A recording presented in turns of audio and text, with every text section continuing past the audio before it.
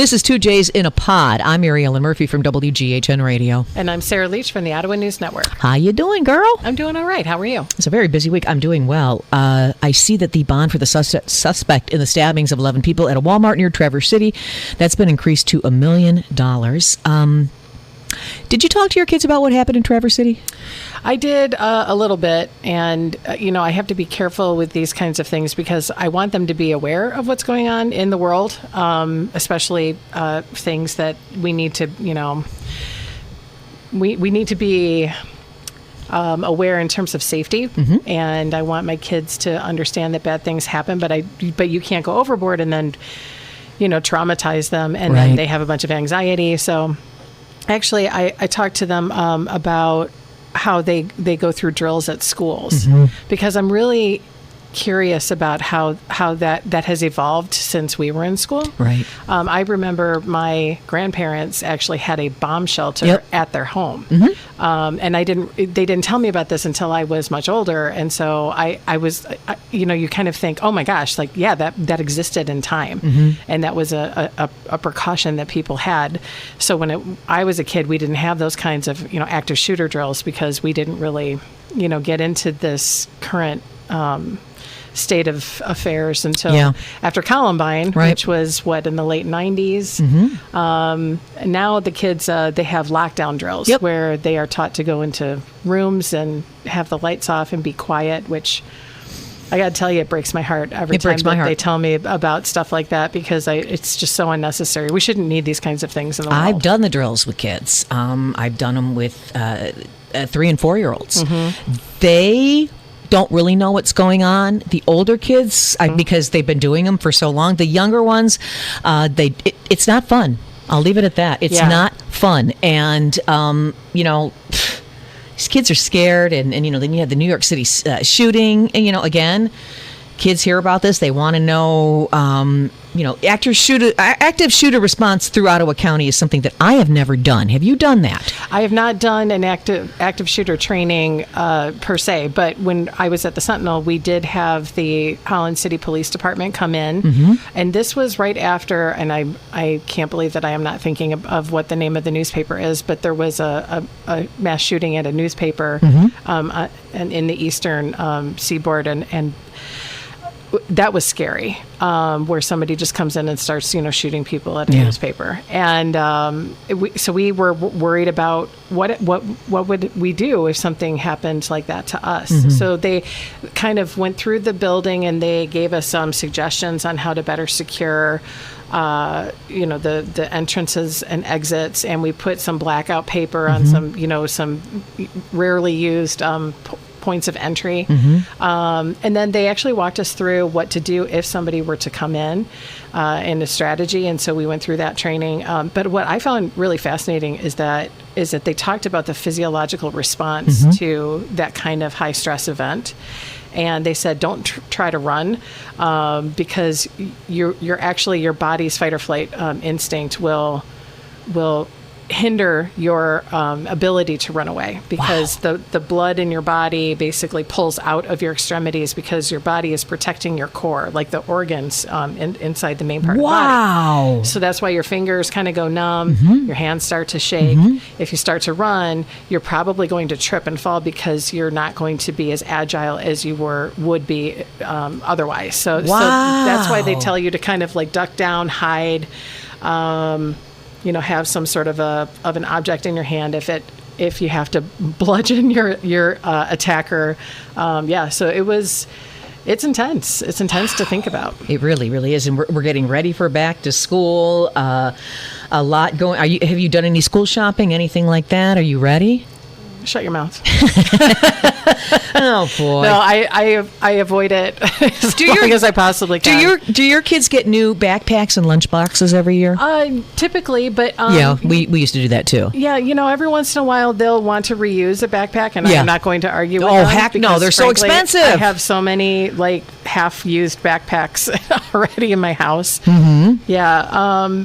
Back to school is intense, and small bone to pick. Yeah. I am always a really good nugget when I get that list from the teacher, and it says, okay, you've got to have 12 teal folders, Sure. and they all have to be numbered and, collated. And Yeah. I do it every single year, and they never use any of that freaking material. Like those perfectly teal folders are mangled by the end of the year, and not a single piece of paper is in them. Come on, man. You. Like, is that just like some sort of weird, twisted, like, thing that teachers do just to mess with us? I don't know. I miss making the cold lunch. My kids were cold lunchers, and I loved making the cold lunch. So what I'll do now is I'll just make cold lunches and bring it over to the grandkids. Yeah. Put their name on it, and they think they're cool. They're Aw. they have a paper bag and their little juice box and, That's and really all of sweet. that. We should talk about Ottawa County. It's funny, during Coast Guard, the news kind of writes itself. I know. And I'm not saying that like it's a week for me to blow off, but I can get in maybe 20 minutes later than I normally do, Right. because there's so much content with the Coast Guard Festival, but there is still business going on in Ottawa County. Where are we at on lawsuits, administrator search, lawsuits, and everything in between? Yeah, so administrator search is easier to answer. Okay.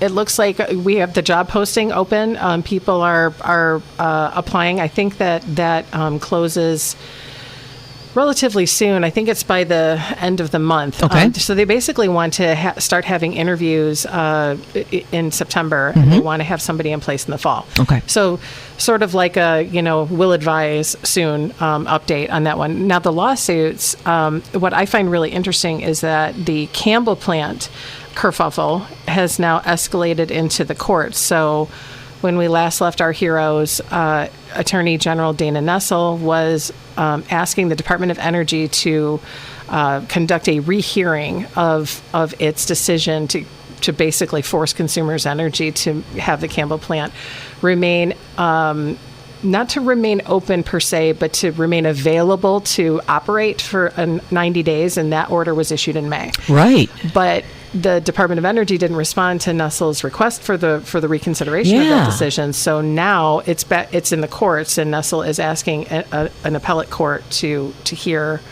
this issue. I think what is really interesting, who pays for this? Exactly. That's the biggest question. And so Consumers has already filed with the appropriate regulatory agencies to pass along the costs that are attached to leaving this plant available to operate to ratepayers. Nessel is trying to stop that because she thinks that the federal government should pay for it, because they're the ones who mandated that the plant be in the current state that it is. So even if let's say the Department of Energy renews another 90-day order so that it has to remain available to operate in perpetuity, or it closes and then we all go about our business, we still have to reconcile who's going to pay for that 90 days.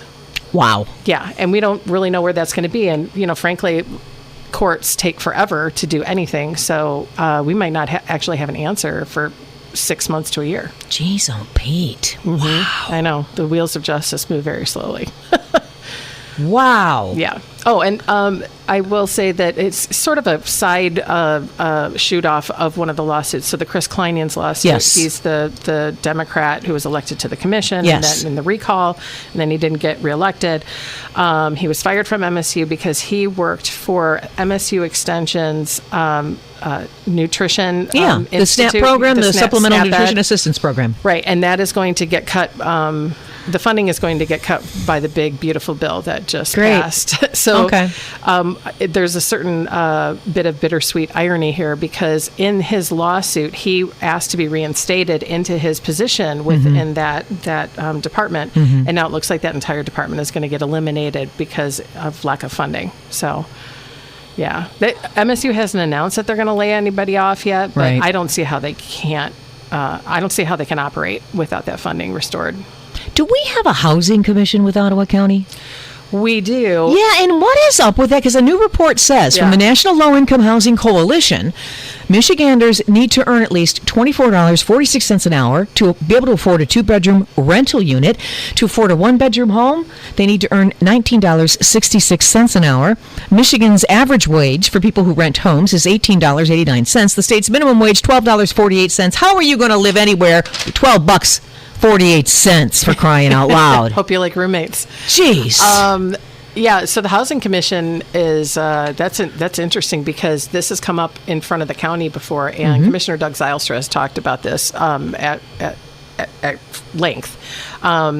He's very passionate about housing. And Alice, which is asset limited, income constrained, employed. I'm raising my hand. That's me. Well, so the reason why we have a housing commission, and the reason why it started is because there were communities who essentially wanted to create public housing authorities, and that would help assist, planning and development, also to get, vouchers to assist people to get placed into homes.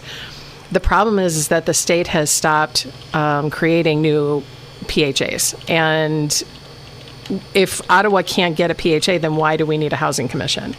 I see. So You're right. This entity is just sort of like it's just hanging in limbo because what do we use that for? What is its purpose? What does it advocate for? And really, there's not really a whole lot of clarity on whether or not this is even necessary, because if you're not going to help people, then what's the point? What's the point? Yeah. And so, it's really interesting that you brought that up, because I've been trying to do some research and background on trying to explain to people what this is and why we need it, or if we need it. I'm paying well over 30% for rent and utilities. Well over 30%. Yeah. It's insanity.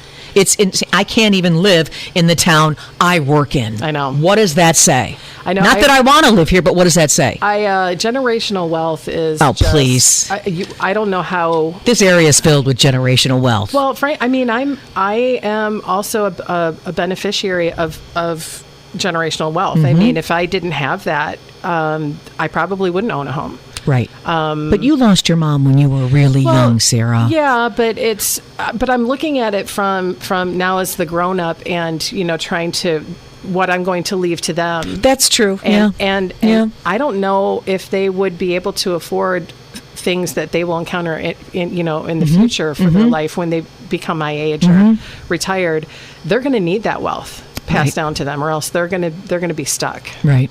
It's really sad that we have to kind of depend on our predecessors in order to help us. Yeah, I'm grateful that both my daughters have homes, and I am grateful because if they had to rent like I do, and the market is just so tough. It's you're just throwing money away, but it is what it is. It is what it is. I have somebody in my life who is a partner of a relative, and he has explained to me that he bought his first home and when he was 25 and had it paid off in 6 minutes, and and he kind of brags about it, and I sit there and I listen to him, and I'm like, well, it's lucky you got really lucky. And he said, well, luck had nothing to do with it. And I said, it had everything to do with it. Right. Whenever you were alive, you either reap the rewards of that luck and a booming economy and good wages, and I mean, those things happen over time, but that's not the reality today. It's just not the reality today.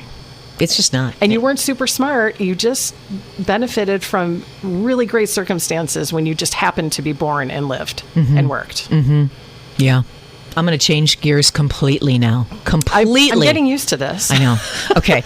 I Googled funny county mottos. Oh, no. This is great. Okay. This is great. And this is from AI, okay? Yeah. Our biggest export is boredom and sometimes cattle. We're not saying we're the best, but we're definitely a place. We're not always exciting, but we're never boring. Well, maybe sometimes. All right. This is for a rural county. Warning! May cause excessive relaxation. Oh my gosh. We got more cows than people, and we like it that way. Oh. Ottawa County, where everybody knows your name and your grandmother's maiden name. That's actually really clever. I like that one. Our main export is good old-fashioned stubbornness. And you're an editor for a paper in, is it Yale? Yes, which is in Yale, the thumb. Michigan. Yes, it's in St. Clair County. Okay, yep. The home of the Bologna Festival. Yes. Okay. Hello. Hashtag blessed. Bologna. They had a Bologna Festival, and you had to write about it. Yes. Yeah, there's a lot of bologna in that county. Gosh. From my understanding, there's no manufacturer. There's not a bologna plant like Oscar Mayer doesn't live there. Okay. It's just a really popular meat market. Makes bologna, and we celebrate that in July each year. But I know where you're probably going to go with this. I want you to sing a song. I know. I told her about the song, you guys. Okay. I just thought this was you told me this. You told me this outside of the podcast, and I just thought it was so sweet. Everybody knows the "My Bologna Has a First Name." Everybody knows the songs. Jingles. Man, I kind of miss the age of jingles. I do too. I remember so many useless jingles from the 80s and the 90s. Well, it's kind of embarrassing. We use jingles here on WGHN, and I'm imagining them in the studio. Okay, I need a little more punch on this, ladies. Yeah. 92.1 WGHN. It's like they sing. It's so old school. Yeah. I love jingles. Yeah, absolutely. Okay, so there were jingles for Oscar Mayer, but your grandmother made up a jingle for you. She did. So and it's about bologna. So this is very on point.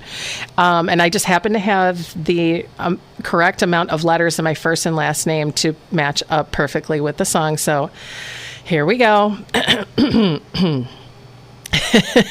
My granddaughter has a first name, it's Sarah. My granddaughter has a second name, it's Leach. She loves to come to Gramps to stay, and when she comes, she likes to play, 'cause Sarah Leach has a way with GRA and DMA. I'm tearing up. I'm sorry. That is the most precious thing I've ever heard. I know, right? Did you have a close relationship with her? We saw each other in the summers, and they lived, a county over, so not as much as we would like, but yes. And she declined and had dementia for a very long time before she passed. So those kinds of memories are the things that, I'm never going to not know that. I sing it to my kids so that she never met them, but that is so sweet. She's with us. That is just so precious. Yeah. You had a story at Ottawa News Network about NPR cuts. Yeah. Now we know that rural communities are going to be very affected, but what about WGVU? What are you seeing there? Do you know anybody over there? Our engineer works over there, by the way. But well, I think that WGVU is tied to the university, and I think that stations that are tied to universities will be a little bit better because they do have some ways of the universities, I think, will find a way to divert funding in order to keep them alive. Right. But what I'm really concerned about is these, like to your point, more rural counties where they don't have a major TV station. They don't have maybe a newspaper. Right. I'm thinking about the tsunami, the earthquake, and then subsequent tsunami alerts that went out off the coast of Russia. So that I'm thinking, I'm living in Alaska. I mean, how many major newspapers or TV stations are operating in these very rural communities, and how do they get alerted that the house might be underwater in a few minutes? I know. That's where radio might be an antiquated technology, and no offense to you or anything, but okay. But it is necessary. We need to keep radio because especially when crises happen. That is the way that people can still communicate, and it is imperative that we keep these things alive. Right. But a lot of these communities don't tend to vote. They're not politically engaged. They're not politically engaged. They tend to be economically challenged, and so these are not priority populations for the current administration to really cater to. They don't care that they're really defunding those services to the people that don't really pay off for them politically. So not only can these people in these communities not get their news, they got to travel 3 hours for a hospital. President Trump is rolling out his Making Health Technology Great Again agenda. The DOGE-backed plan is meant to encourage more seamless sharing of healthcare data between states and the federal government. Why does the state need to share anything about my healthcare with the federal government? I still haven't been able to answer the question about why I have to fill out my complete medical history every year, written down. I mean, do you not have this in a computer somewhere? Is this 2025? It's all about bringing healthcare into the digital world. Excuse me, I can go right now on my chart and look up my bio. I'm waiting on a biopsy result, which is always fun. But you can go on. I can go on my chart and I can look up stuff probably before the doctor can even see it. Which can always be a little dangerous. Right. What is this all about? I don't understand what this is. I don't know. This has a lot of red flags going up for me. I mean, if my health and if my I'm on the Affordable Care Act. Okay, Yeah. we both are. Yeah. If my costs go up, I'm screwed. I'm going to have to go on Social Security and go work at Amazon. That's what I'm going to have to do. Yeah. I'm sorry. That's my reality. Yeah, And I'm pissed off about it. Well, I'm a contractor, right? So Right. I have to purchase my health insurance, and I can write it off in my taxes, Mm-hmm. but that doesn't really help when it doubles in cost. I mean, if it goes Right. from $300 to $600, I still What am I gonna do? I don't know if I'm going to be able to afford that. And and there's a lot of employers that have small staff. They are not required to offer Right. health insurance, and Right. that's just the way it goes in this world. That's just the way it is. Congress gets health care for life.